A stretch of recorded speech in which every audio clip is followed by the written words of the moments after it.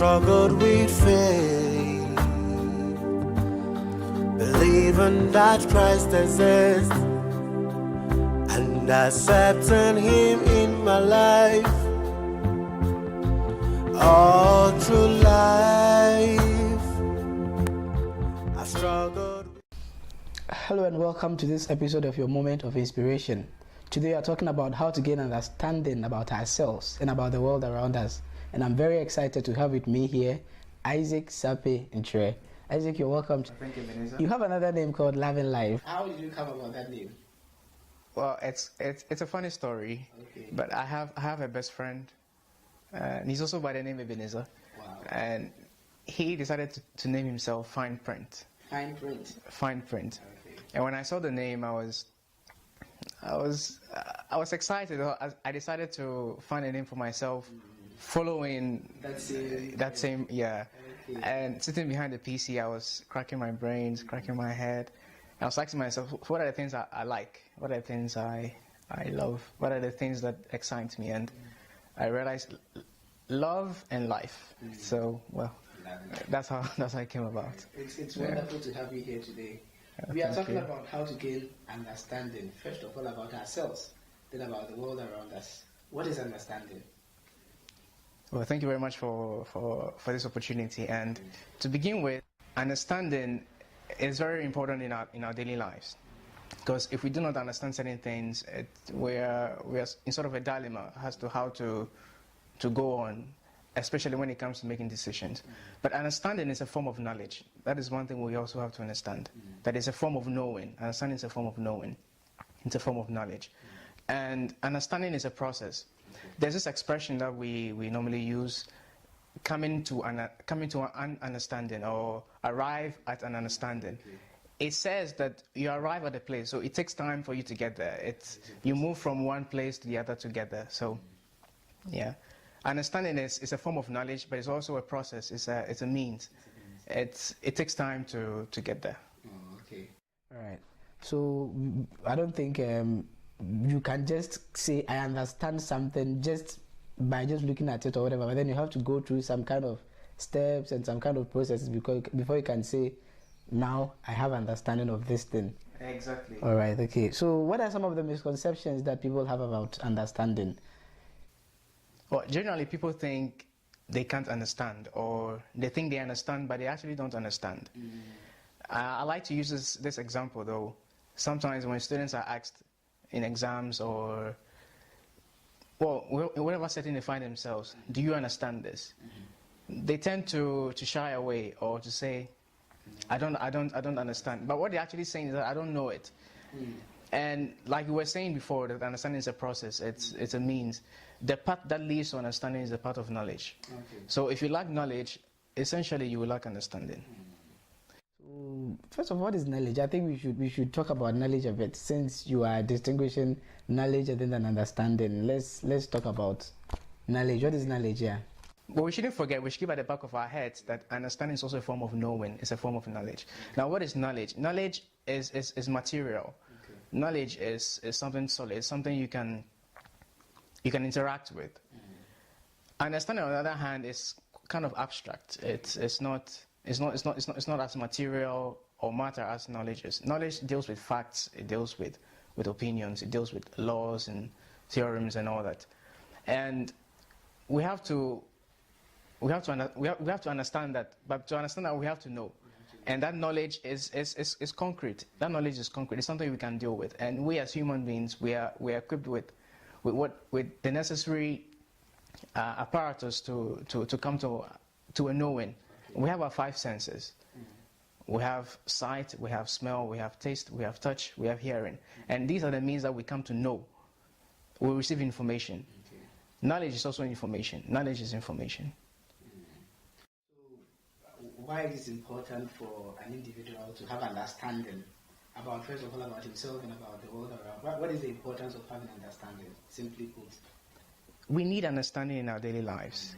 And without understanding, we get stuck in a rut. Okay. We cannot move. And even if we move, we're moving in the wrong direction. Because we do not know what the right direction is anyways. Yes, if we don't know what the right direction is, well, you'll be moving in any direction you're thinking it's right. So we have to know, and it's very critical, it's very important, because without understanding, you can't move on, you can't progress, you can't advance in life. And most people want to move ahead in their lives. They want to climb the ladder, they want to go places, but we have to do the hard work of knowing. We have to do the hard work of coming to understanding. We have to walk on the path of knowledge to arrive at understanding. Understanding is very crucial.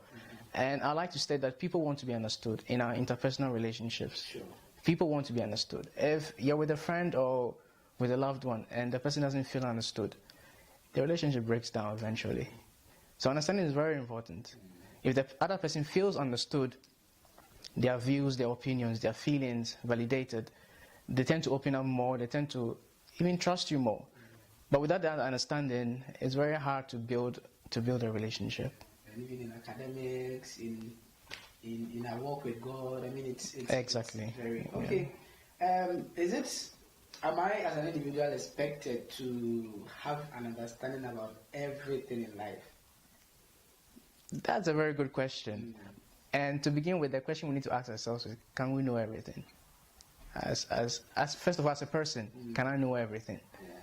We can't know everything. That's the truth. We can't know everything. Okay. So and we can't know everything. We can't understand everything. Degree, to what measure am I expected to have understanding, or if it is knowledge, to what degree am I expected to know things? To what degree? And that's where I like to use a quote that I learned from Ebenezer here. That maturity isn't beginning to say big things, but it's beginning to understand small things. It's actually a quote I also learned from somebody else. Okay. Yeah. Well, it's beginning to understand small things. Okay. Now, we're realizing that we can't know everything, thus we can't understand everything. It shouldn't discourage us. Yeah. And we shouldn't try to force to understand everything or try to know everything. We should try to know the things around us, to know ourselves. Start with the small things. Become masters of those things. Now, when we know them and we understand them, they become the basic unit or the functional unit on which to build and to move ahead. Though we still can't know everything, but we'll be progressing. And life isn't about perfection; it's about progress. So we shouldn't concern ourselves so much about knowing everything, but about progressing in our lives. Okay, so then how do I arrive at understanding? How do we come to an understanding? How do we arrive at understanding? Right. I want you to bring out all the, what do you call it? I mean, practically, all the things involved for me to be able to say that, wow, I understand this thing. So how do I get understanding? How to get understanding? Well, we were saying that to arrive at a place, you move from one point to the other. And the path you travel is the path of knowledge. To arrive at understanding is the path of knowledge. And knowledge is quite scientific. Going about it is very scientific. Now, there are certain characteristics that a person can develop to acquire knowledge and consequently arrive at understanding. And I like to mention the first to be discipline. We have to be disciplined. We have to be not lazy in a way. We have to be up and about what we are interested in, what we are passionate about. We have to be disciplined. We have to be consistent. Because if you want to know something, you have to try and try again. You have to be disciplined and say, okay, I'm going to wake up at this time to study. I'm going to sleep at this time. Okay, I'm going to go to this place. I'm not going to go to this place. So we have to be disciplined. We have to be consistent in our search for knowledge or on the path of knowledge. And also is to develop concentration, is to focus. We need to focus our attention on one thing and do it well. And lastly is to have patience, is to have perseverance. Because sometimes it's not easy. Knowledge requires effort. And whatever you're expending your energy on, it's not going to be easy. Sometimes you're going to be frail, you're going to worry, is it going right, is it going wrong? You'll be sometimes frustrated. But you have to develop patience and I know that it takes time for you to get to where you're going. And to still persevere, to still go on. Because most of the times, we always hear, if you love this thing, it's easy for you to understand it. If you love this person, it's easy for you to understand that person. So it means love also plays a key role to be able to understand something. So can you expound on it a little bit? Love does, and from understanding, love grows. I think when we know that from understanding, love grows. Cool. So it's not actually from love that understanding comes. From understanding, love grows. Cool. Why? Because if you discipline yourself, if you concentrate on one person, if you are patient enough to learn about another human being, love is going to develop. And as that love develops, you want to know more about the other person, and that deepens your understanding. And that deeper understanding will lead you to deeper love. So if you love something, you come to understand it. But actually, it's that knowledge. It's knowledge that precedes your love. It's you maybe meeting someone and you find something strikingly different about the person. You want to know about that person, and as you know more about that, you tend to love the person more. I don't just mean romantic love. Yeah. But you develop some sort of interest in that person or in that thing, and you deepen your understanding. Well, as time goes on, and that deeper understanding will lead you to deeper love. Okay, all right then. Can I lose my knowledge or my understanding about something? Is it possible? Yeah, you can forget. You can forget. You can forget. We forget things. Forgetting something doesn't necessarily mean that you've lost all you know or all you understand about that thing. You've not lost it. Okay. You've forgotten, and you can be reminded. Okay. You've not lost it. You've forgotten, and you can be reminded. Okay. You made mention about the fact that at first you made mention about the fact that in a relationship we need to have understanding, which is very true. And then most of the times, first of all, we need to have understanding of ourselves, which most of the times a lot of people don't know. Most people, I think, don't even understand. Themselves. So then how can you understand somebody whilst you don't know yourself? But before you talk about the other person, first of all, how can I gain understanding about myself? Because sometimes you think, okay, because I'm me, because I see myself every day, because I do this, because I do that, I have a perfect understanding of myself, which sometimes may not be the case. So how can we come to that conclusion or arrive at understanding, first of all, ourselves, then proceed to understand other people, people that we are in a relationship with? Yeah, thank you. And I'd like to start by saying that in our effort to understand, we learn. Okay. So our objective here is to learn about ourselves, to learn about other people, and be able to live with them. And we cannot understand other people if we do not understand ourselves. And to understand, we need to know. And the first knowledge is that we are just like the other people. I'm not saying we have the same characteristics or we have the same personality, but we are humans. That's something we know. We are humans. So you know that about yourself. Now, to learn, to understand, you have to listen. Okay. And listening is a very important aspect. Even in class, you listen to your professor. You want to know something, you listen to him. So to understand ourselves, also, we have to listen to ourselves. And to listen to ourselves, we need to ask ourselves questions. What do I like? What don't I like? Why am I doing this? We need to question ourselves to know, to find answers to who we are, to why we do what we do. Now, after we've gained that knowledge, we'll understand ourselves after we gain that knowledge. And we're going to use that to, in a way, extrapolate to say, okay, if I'm like this, I want to know what other people are like. Exactly, yeah. But then you're going in there with a better understanding because you also know that everybody is not like you. You'll be meeting different people, you'll be meeting all sorts of personalities, and as you interact more, you get to know more. You get to understand that, okay, this person isn't like me. And understanding is not agreeing. You're not saying, okay, you're not demanding that, why is this person not like me? Okay. You don't do that. If you understand another person, you accept the person for who the person is. You know where the person is coming from. And that begins, first of all, with knowing the person. Is also, first of all, begins by listening. Actively listening. And listening not just to criticize or to answer back, but listening for meaning. Listening for meaning. So we have to, first of all, understand ourselves, and we have to listen to ourselves. We have to spend time with ourselves. We have to question ourselves. We have to be bold and courageous enough to ask ourselves questions and find answers to those questions. And when we come to know that, we'll come to understand ourselves. And with that knowledge that we have, we can also better understand other people around us. And most people don't spend time with themselves. They're always outside. They don't ask themselves the necessary questions that they need to ask. They don't want to face, in some way, face the music. You have to be frank with yourself. You have to be truthful with yourself. You have to be you, and you have to know you.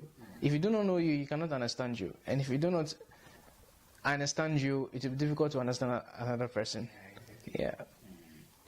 Well, you were a medical student in your final year, and normally, I'm not a medical student, but what I get to hear is it's not easy doing medicine. How have you come this far in your studies? What are the things that you've come to understand, the things that you've come to know? Can you share your story with us? I mean, something small to encourage somebody out there who is doing something that he or she thinks, I mean, this is difficult, this is tough for me. Just share your experience along the journey with us. Oh, thank you, and it's a pleasure to share this experience. Okay. And well, in line with what we're talking about, getting understanding, and medicine or in the medical field, that's what we're about. Okay. It's about understanding the human body, understanding the concept about the human body, and why that understanding or why that seeking that knowledge is, first of all, we learn about anatomy and physiology and all that to gain knowledge, with that knowledge we can move to understand better how the human body works, and then to better treat our patients. Now, how did I come to study medicine? Well, I'm here in Morocco on a government scholarship, and studying medicine wasn't easy because we're studying in French. So now one had to study French for a year before starting school. And my first semesters weren't easy, but thank God I was able to go through and to my final year now. And what I've gathered over the years is, if during class or during an exam, if you don't understand what you're being asked to do, or even in class, if you don't understand what is being taught, in the exam you find yourself wanting. But how do you come to understand what you're being taught in class? It's to know it, and that's what a teacher is there for. It's to provide you with the information. I said knowledge is information.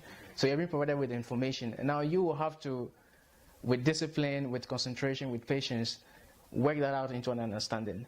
So that during the exam time, you won't find yourself wanting. And well, I wouldn't say I've done that all throughout, but it's what I've realized. It's what I've come to know. I did that sometimes, yeah, not all the time, but sometimes. But it's what I've come to know, and with this understanding, with this knowledge, I'm going to build on it to go further as well. Okay, all right. So I think we've had a very wonderful conversation with. Should I call it Love and Life, or should I say Isaac? Isaac will do. The majority of the people call it Love and Life. And but Isaac will do. It's been wonderful having Isaac here with us today, and I believe so far what we have talked about is quite interesting. And as human beings, as individuals, it is very important that in whatever it is that we do, we gain understanding. But the Bible says in Proverbs, and I quote, it says that in all your getting, get understanding. I want to thank Isaac for coming and sharing his thoughts with us.